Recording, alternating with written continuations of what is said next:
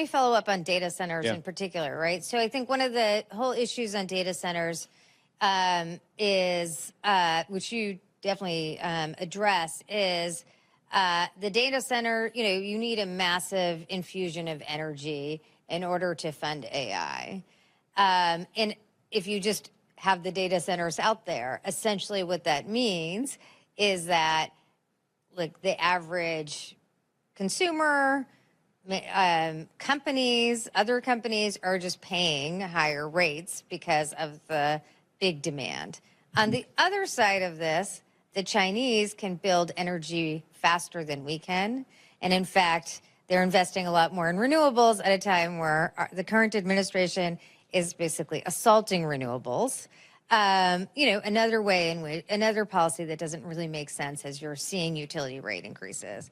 So I think the question is that a lot of political leaders are grappling with, and I'd just love to talk about more, how do we have a fair system in which the average consumer is not basically, in a way, subsidizing the AI companies through how much they're paying extra for energy? And again, the AI companies are able to attract, these are like the highest market cap companies in the world. So it does seem a little unfair that your average working person in America is paying more for utilities because of their demands.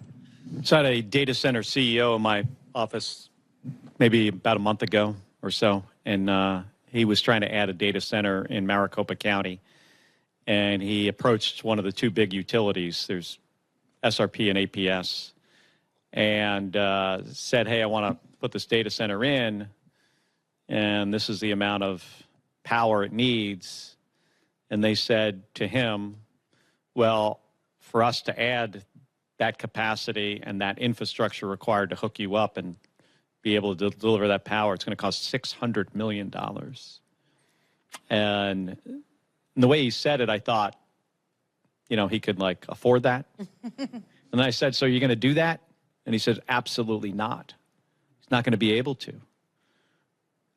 If the way this typically works is the utility would pay the $600 million, they would raise people's rates immediately to be able to fund that infrastructure improvement. So everybody's rates would go up. And then over time, when that, that data center would be paying the power bill.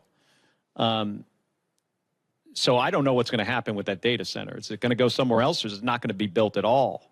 We need it to be built somewhere, but we don't want homeowners and small businesses, especially people on fixed incomes.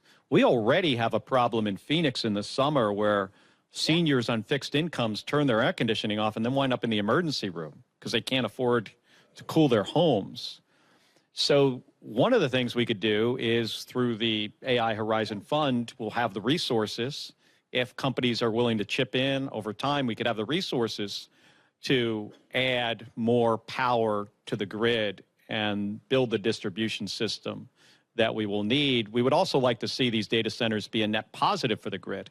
If they added battery capacity, let's say, and some renewable energy. Now, the renewable energy is, as you say, it's under attack by this administration. For some reason, Donald Trump's got this thing about windmills.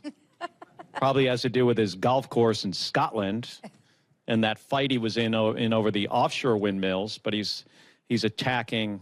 He's like Don Quixote with the attacking the windmill and solar. Yeah. Do you guys know this? 90% of the energy we have added to the grid, Julian, it's 90, right? Over the last 2 or 3 years, it's solar, wind, and hydroelectric. 90%. And Donald Trump made it harder to permit solar and wind projects when they have a federal nexus to them.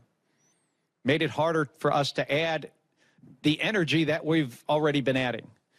And he says, well, he thinks we're going to add, natural gas-powered power plants.